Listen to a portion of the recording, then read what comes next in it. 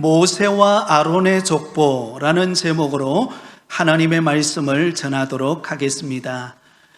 저는 지난 3월부터 계속해서 지금 충계 대신방을 진행하고 있습니다. 성도님들 한 가정 한 가정을 방문하면서 또 함께 예배드리고 얼마나 은혜로운 시간을 보내고 있는지 모릅니다. 신방에는 여러 유익이 있죠. 평소 때 늘 함께 예배 드리지만 그러나 늘 목사님이 멀리만 보였고 느껴졌는데 가까이에서 함께 은혜를 나누고 예배하면서 또 더 친근감을 느끼고 함께 교제하는 그런 기쁨을 얻는 유익도 있습니다. 무엇보다도 신방을 하면서 가장 큰 유익이 무엇인가 하면 바로 신방을 받는 그 성도님을 더욱 깊이 알아가고 그 한 사람 한 사람이 더 소중하게 여겨진다라는 것입니다. 여러분, 단순히 그냥 신방하면서 예배 한번 딱 드리고 그냥 일어서 버리면 물론 예배를 통하여 하나님이 주시는 감동과 또 말씀의 은혜가 있지만 그러나 그 성도님의 아픔이 무엇인지, 그 성도님은 어떤 기도 제목이 있는지, 그 성도님은 어떤 비전이 있는지 모릅니다. 그런데 신방받는 성도님과 함께 예배드리고 또 시간을 가지다 보면은요, 그 성도님의 지나온 신앙생활을 그리고 그분의 형편을 경청하게 됩니다. 여러분, 신방하는 데 있어서 가장 중요한 것은 공감이거든. 공감. 상대방이 말하는 것에 대해서 정말 함께 그 마음을 나누고 공감해 주는 시간이 신방하는 시간입니다. 그러다 보면 그 성도님에게 있었던 또 그 성도님이 가지고 있는 재능과 은사가 무엇인가를 발견합니다. 그리고 점점 그 성도님이 귀하게 여겨지고 참 이래서 하나님께서 우리 부곡교회에 이렇게 소중한 분을 보내주셨구나 라고 하는 것을 느끼면서 아주 뿌듯한 마음으로 저는 교회로 돌아오고 있습니다. 여러분, 이것이 바로 하나님이 주시는 은혜라고 저는 생각합니다. 그런 면에서 볼 때 오늘 본문에 소개되어지고 있는 이 모세와 아론의 족보 이야기는 바로 모세와 아론이 어떤 배경을 가진 사람인가를 우리에게 알려주고 있는 본문입니다. 여러분들은 아마 모세와 아론을 모르시는 분이 없을 거예요. 그러나 그 모세와 아론이 어떤 배경 속에서 그가 하나님 앞에 쓰임받게 되었는가, 그것을 알게 되면 훨씬 더 모세와 아론을 깊이 알게 되고 또한 그 가운데 역사하고 계시는 하나님의 오묘하신 섭리를 우리는 발견하고 감격할 수가 있는 것입니다. 그러므로 오늘 이 시간에 이 모세와 아론의 족보를 통하여 우리가 그동안 깨닫지 못했던 하나님의 음성을 듣는 복된 시간이 되시기를 예수님의 이름으로 축원드립니다. 여러분, 성경에는 참 많은 족보 이야기가 나옵니다. 그 대표적인 것이 창세기 5장에 나오는 아담의 족보입니다. 인류 최초의 인간인 아담으로부터 시작해서 노아에 이르기까지 기록된 족보 이야기죠. 또한 마태복음 1장에 나오는 아브라함과 다윗의 자손 예수 그리스도의 족보가 대표적인 족보 이야기입니다. 바로 믿음의 조상인 아브라함으로부터 시작해서 죄인된 우리를 구원하시기 위하여 이 땅에 오신 예수님에게 이르기까지 기록된 족보 이야기가 마태복음 1장에 기록되어 있습니다.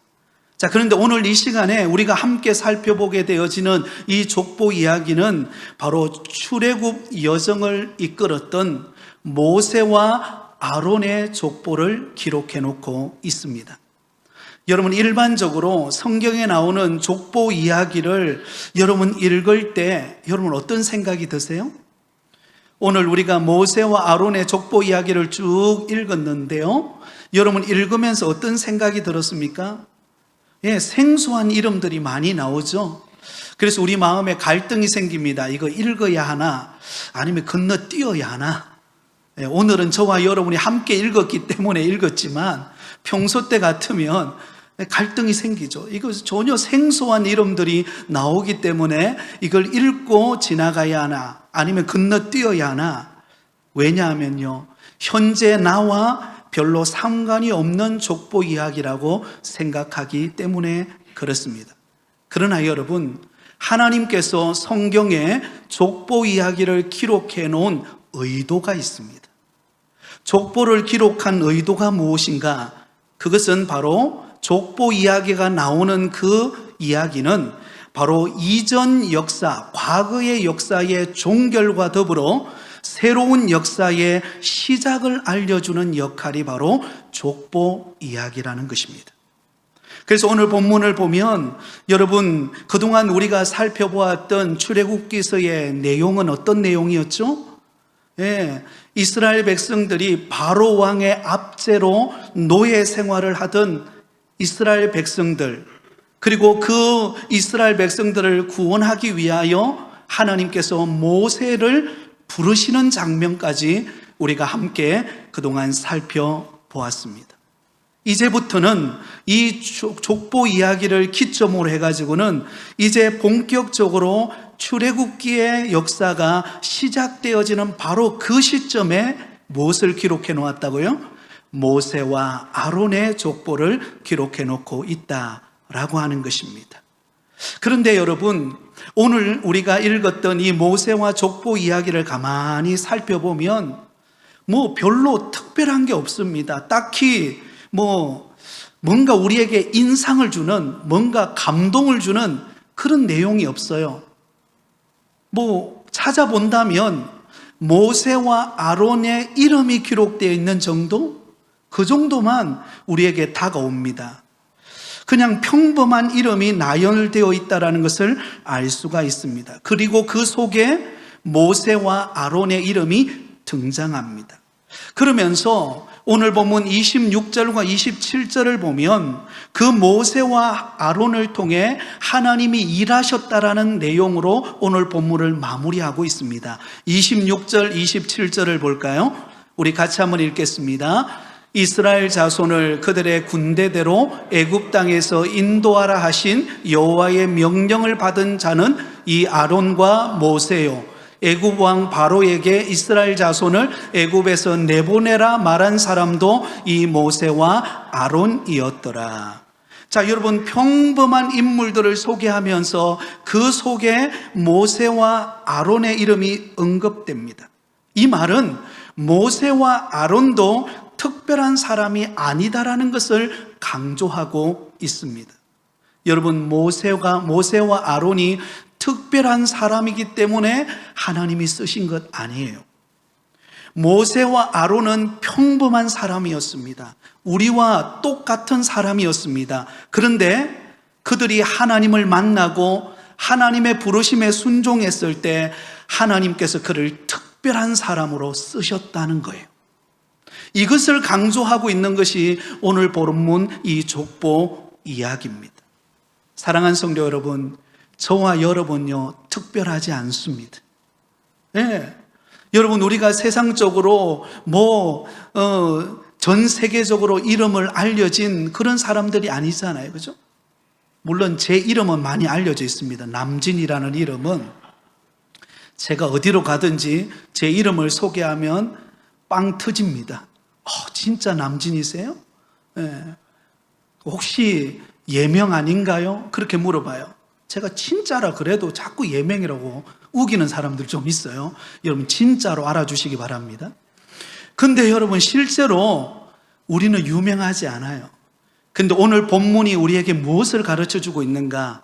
지극히 평범한 저와 여러분이지만 하나님의 부르심에 순종하면 특별하신 하나님께서 우리를 특별하게 사용하신다라는 것입니다.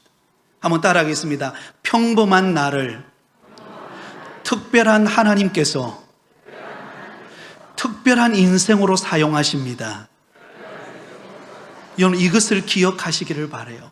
나는 평범합니다. 나는 그냥 가정주부고 나는 그냥 열심히 사업장에서 직장에서 하루하루 살아가면서 땀 흘리고 수고하는, 어떤 면으로 보면 저와 여러분 지극히 평범한 일상을 하루하루 살아가고 있어요. 그러나 하나님께 부름받아서 하나님께 순종하여 믿음의 길을 걸어갈 때 그 하나님은 저와 여러분을 특별한 사람으로 하나님이 쓰신다라는 사실입니다. 이것을 꼭 기억하며 오늘 이 말씀 가운데 은혜 받으시기를 바랍니다. 자, 그러면 구체적으로 모세와 아론의 족보를 통하여 우리가 발견할 수 있는 한 세 가지의 특징이 있습니다.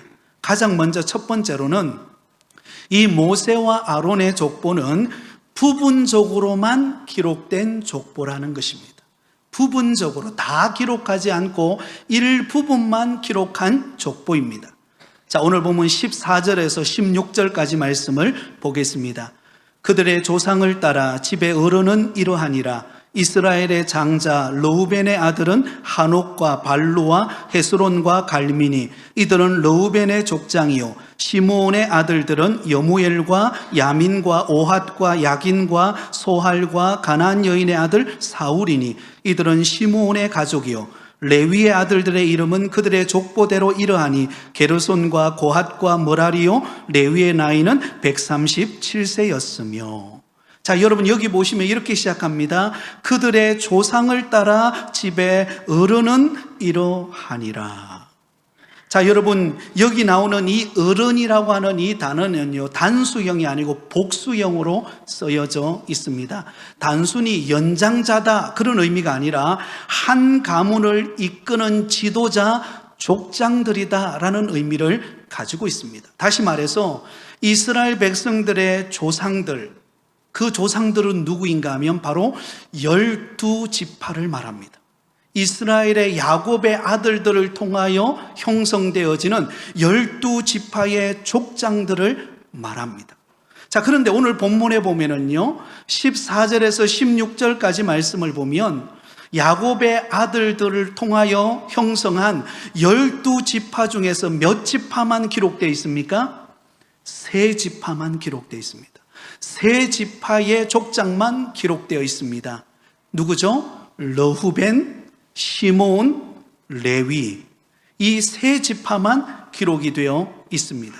그러니까 오늘 우리가 살펴보게 되어지는 이 모세와 아론의 그 족보 이야기 속에는 이스라엘의 12지파 족보가 다 기록되어야 하나, 그들 가운데 특별히 부분적으로만 기록해 놓았는데요, 르우벤과 시므온과 레위 지파만 기록되어 있다라는 것입니다. 그리고 그 족보는 모세와 아론이 나오는 레위 지파에서 중단이 됩니다. 그리고 17절 이하부터는 누구에 관한 이야기인가 하면 그 레위 지파 조상들의 명단이 기록되어 있습니다. 여러분 왜 이렇게 기록해 놓았을까요? 성경학자들에 따르면 이 족보의 기록 목적 때문에 그렇게 기록했다라고 말합니다. 여러분, 모세와 아론의 족보의 기록 목적은 무엇입니까? 누구를 말하고 싶은 거죠? 네, 모세와 아론을 이야기하고 싶은 거예요. 레위 지파 후손인 모세와 아론이 출애굽하는 그 중요한 인물로 하나님이 들어 쓰신다라는 것을 보여주기 위하여 기록해 놓고 있습니다. 그래서 12지파의 모든 조상들의 명단을 다 기록하지 않고 레위 지파까지만 기록해 놓았어요. 자, 그러면 여기서 우리는 궁금한 게 하나가 있습니다. 그러면 레위 지파 명단만 그러면 기록해 놓아도 우리가 알 수가 있는데 왜 르우벤과 시므온 지파를 왜 기록해 놓았을까? 의문이 들죠? 그 이유는요, 레위 지파가 어떤 서열에, 다시 말하면 어떤 위치에 놓여 있는가를 보여주기 위함입니다. 여러분, 레위는요, 여러분 장남이 아니에요. 야곱의 첫째 아들 장남은 누구죠? 르우벤입니다. 서열상으로 볼 때에, 위치적으로 볼 때 이 레위는요, 세 번째 아들입니다. 그러니까 레위는 이스라엘의 족장의 장자 지파가 아니라는 것을 우리는 알 수가 있습니다. 14절 말씀에도 보면 이스라엘의 장자는 르우벤이었다라고 강조하고 있습니다. 일반적으로 장남이 된다는 것은요, 여러분, 장자가 된다는 것은 여러분 대단한 것입니다. 장자가 되었다는 것은 아버지의 모든 권위와 재산을 물려받는다라는 의미가 담겨져 있습니다. 하지만 우리가 잘 알고 있는 것처럼 이 르우벤은 어떤 죄를 범합니까? 서모, 빌하와 간통함으로 그 장자권을 잃어버리게 됩니다. 안타까운 일이 아닐 수 없죠. 그 다음으로 이어진 사람이 바로 두 번째 아들이 시므온 지파인데, 이 시므온도 그냥 넘어갑니다. 그리고 레위 지파에 이르러서 장남은 아니지만 이 레위 지파를 통하여서 출애굽의 1등 공신이라고 할 수 있는 모세와 아론이 출생하게 됩니다. 그러니까 모세와 아론이 뛰어난 지도자가 될 수 있었던 것은 어떤 혈통에 의한 조건으로 되어진 것이 아니라는 것입니다. 만약에 혈통에 의한 조건이었다면 모세와 아론은 누구의 자손으로 태어나야 할까요? 르우벤의 자손으로 태어나야 합니다. 아니면 시므온의 자손으로 태어나야 합니다. 그런데 모세와 아론은 레위 지파, 세 번째 아들인 그 레위 지파의 후손으로 태어나게 됩니다. 이것은 혈통에 의한 조건이 아니라 전적인 하나님의 은혜로 그들이 부름받았다라는 것을 의미합니다. 사랑하는 성도 여러분, 저와 여러분이 하나님께 부름받아 이렇게 믿음 생활하고 하나님의 택한 자녀가 되고 직분을 받아 몸된 교회를 섬길 수 있는 것은 전적인 하나님의 은혜인 줄 믿습니다. 조건이 아니에요. 우리의 외적인 조건이 아닙니다. 남들보다 더 잘생겨서, 많이 가져서, 많은 것을 내가 누려서, 그래서 하나님이 우리를 선택한 것이 아니라 하나님의 무조건적인 선택에 의하여, 하나님의 은혜로 인하여 저와 여러분이 부름받아 하나님의 택한 자녀로 오늘 이렇게 섬기는 믿음의 자녀가 된 것입니다. 저는 6남매 중에 5째로 제가 태어났습니다. 본래 우리 부모님은 부모님의 자녀 계획은 3명으로 끝내는 것이었습니다. 그래서 맨 위에가 우리 누님, 딸이죠. 누님, 그 다음에 두 형님이 있는데 1남 1녀로 끝내려고 계획을 세웠습니다. 그런데 예상치 못하게 줄줄이 3명이 이어서 나왔어요. 그래서 제가 어릴 때 늘 들었던 말이, 우리 어머님이 하시는 말씀이, 너네들은 안 태어나야 되는데 태어났다. 덤으로 태어난 아들, 자녀다. 그 말을 수도 없이 들었습니다. 그래서 나는 이거 정말 안 태어나야 되는데 얼떨결에 태어난 것 아닌가. 여러분, 이런 생각을 많이 했습니다. 근데 여러분, 지금 되돌아보니까요, 제가 안 태어났으면 어떻게 되었을까요? 그죠? 하나님이 은혜로, 우리 부모님의 계획은 딱 3명으로 끝내는 것이지만 하나님이 저를 쓰시고자 창세전에 나를 택하신 하나님께서, 여러분, 우리 부모님의 태의 문을 여셔서 하나님께서 줄줄이 나오게 하셨어요. 그것도 5번째로 나오게 해서 이렇게 여러분, 부족하지만 여러분을 섬길 수 있고 또 복음을 위해 살 수 있는 것, 이것은 전적인 하나님의 은혜인 줄 믿습니다. 여러분 가운데, 아이고 내가 왜 이렇게 태어나가 이 고생하고 있나, 나는 나를 돌아보면 별거 없는데, 아니에요. 여러분, 하나님이 여러분을 특별히 사랑하시는 줄 믿습니다. 하나님이 여러분을 귀하게 여기시는 줄 믿습니다. 우리 부곡교회의 믿음의 성도로 하나님이 부르시고 은혜 안에 살아가게 하신 것, 이것은 여러분 하나님의 얼마나 큰 은혜와 그 놀라운 사랑이 담겨져 있는지 모릅니다. 여러분, 그러므로 나 같은 죄인을 구원하여 하나님의 자녀 삼아주신 그 은혜에 감사하며 믿음으로 살아가는 저와 여러분이 되시기를 예수님의 이름으로 축원드립니다. 두 번째로, 오늘 모세와 아론의 족보의 특징이 무엇인가? 레위 지파의 자손들을 구체적으로 언급하고 있다라는 것입니다. 르우벤과 시므온은 그냥 낳은 아들만 이름만 언급하고 지나갑니다. 그러나 누구에게 와서는요, 레위 지파에 와서는 굉장히 구체적으로 언급해 주고 있습니다. 16절부터 25절까지가 레위 지파의 족보가 기록되어 있습니다. 자, 16절을 보세요. 레위가 낳은 세 아들과 그 레위의 나이를 기록하고 있습니다. 같이 읽습니다. 레위의 아들들의 이름은 그들의 족보대로 이러하니 게르손과 고핫과 므라리라. 레위의 나이는 137세였으며. 자, 여러분 여기 보면 레위가 낳은 세 아들 게르손, 고핫, 므라리 이 세 명을 낳았습니다. 그리고 그때 나이가 137세라고 기록되어 있습니다. 그리고 난 다음에 17절부터 19절까지는 그 레위의 세 아들들인 게르손, 고핫, 므라리가 낳은 각각의 아들들의 이름이 기록되어 있어요. 그런 다음에 마지막 20절에서 25절로 딱 가보면 그 레위의 세 아들 가운데 고핫, 이 두 번째 아들인 고핫이 낳은 아들들의 이름이 나오는데요. 그 중에 여러분 누가 나오는가? 아므남이라는 사람이 나와요. 아므남과 이스할과 우시엘이 낳은 자녀들의 족보가 쫙 나오는데 그 중에 아므남, 이 아므남이 누군가 하면 모세와 아론의 아버지예요. 모세와 아론의 아버지가 나옵니다. 20절을 같이 읽습니다. 20절입니다. 아므남은 그들의 아버지의 누이 요게벳을 아내로 맞이하였고 그는 아론과 모세를 낳았으며 아므남의 나이는 137세였으며. 아멘. 여러분, 아므남이 누구와 결혼을 했다고요? 요게벳. 요게벳은 모세와 아론의 어머니입니다.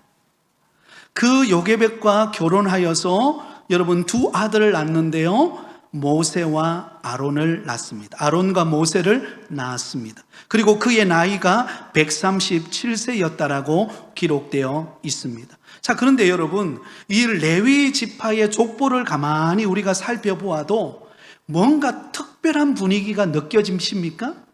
뭔가 특별한 이야기가 없어요. 그냥 우리가 익숙한 이름, 모세와 아론, 그 두 자녀가 아브람과 요게벳을 통하여 태어났다라는 정도로 우리가 알 수가 있습니다. 여기서도 강조하고 있는 것이 무엇입니까? 모세와 아론은 특별한 사람이 아니었다는 거예요. 일반적으로 누구나 이 땅에 태어나서 이 땅에 살아가는 그런 평범한 사람이었다라는 것입니다. 이스라엘 사람 중에서 레위 지파에 속해 있는 그런 평범한 사람들이었다는 것입니다. 그런데 그런 평범한 사람을 하나님은 어떻게 사용하셨어요? 특별한 사람으로 쓰셨다는데 여기에 강조점이 있는 것입니다. 제가 오늘 뭘 이야기하고 싶은 것을 여러분 아시나요? 우리 모두는 평범하다는 거예요. 우리의 일상은 뭐 특별한 이벤트 같은 게 있습니까? 그죠? 특별한 것 없어요. 네. 특별한 것 없습니다. 그냥 늘 우리가 살아오고 아침에 일어나서 식사하고 출근하고 학교 가고 평범한 우리의 일상과 모세와 아론의 삶이 별로 다른 게 없다는 것입니다. 그런데 어떻게 이 모세와 아론은 그렇게 특별한 사람으로 출애굽의 주인공이 될 수 있었는가? 특별하신 하나님이 그들을 특별하게 사용하셨기 때문이라는 거예요. 그러면 여러분, 평범한 우리도 모세와 아론처럼 하나님이 특별하신 하나님께 붙들리면 특별한 사람으로 쓰임 받을 줄 믿습니다. 이것이 우리가 우리의 인생을 바라보는 시각입니다. 우리가 우리 인생을 바라볼 때요, 평소 때 우리가 막 바쁘게 살아가고 그냥 짐에 짓눌려가지고 하루하루 살아가다 보면은 우리가 어떤 생각이 드는가? 나는 왜 이런가? 나는 왜 이리 힘이 없는가? 나는 왜 가진 게 없는가? 나는 왜 이리 똑똑하지 못한가? 나는 왜 이리 지질이 궁상인가? 여러분, 그런 눌리는 생각들이 시도 때도 없이 여러분 우리 마음속에 밀려 들어옵니다. 그러면은요, 힘이 빠지고 낙심이 되고 하루를 살아갈 용기도 안 생기고 우울해지고 남과 비교하게 되고 그런 절망을 느끼게 됩니다. 그러나 여러분 기억하세요. 내가 특별하기 때문이 아니에요. 우리 모두는 평범합니다. 그러나 그 평범한 우리를 붙드시는 하나님이 특별하시기 때문에 그 하나님의 손에 붙들리면 우리가 특별한 사람이 되는 거예요. 여러분 이것을 믿으시기를 바랍니다. 여러분들 아마 유튜브를 통해서 찬양을 듣거나 아니면 말씀을 듣거나 아니면 여러분에게 필요한 정보를 얻는 경우들이 많을 겁니다. 저는 개인적으로 유튜브를 통해서 찬양을 듣고 찬양을 부르는 경우를 자주 시간을 갖는데요. 그 중에 한 채널 중에 진아 채널이라는 채널이 있습니다. 진아 채널. 이 진아라고 하는 분이 찬양을 유튜브에 올린 그런 영상이에요. 지금 구독자가 35만 명이 넘었습니다. 여러분 별로 감각이 안 오죠. 35만 명이라니까 뭐 그냥 한두 명 사람처럼 생각되지만 굉장히 높은 겁니다. 특별히 믿는 사람에게 있어서 35만의 구독자가 있다는 것은 굉장히 구독 수요가 높다는 것을 말합니다. 그런데 이 진아라고 하는 분이 어떤 분인가 하면 아주 평범한 분이에요. 평범한 아기 엄마예요. 두 아이를 키우는 아기 엄마입니다.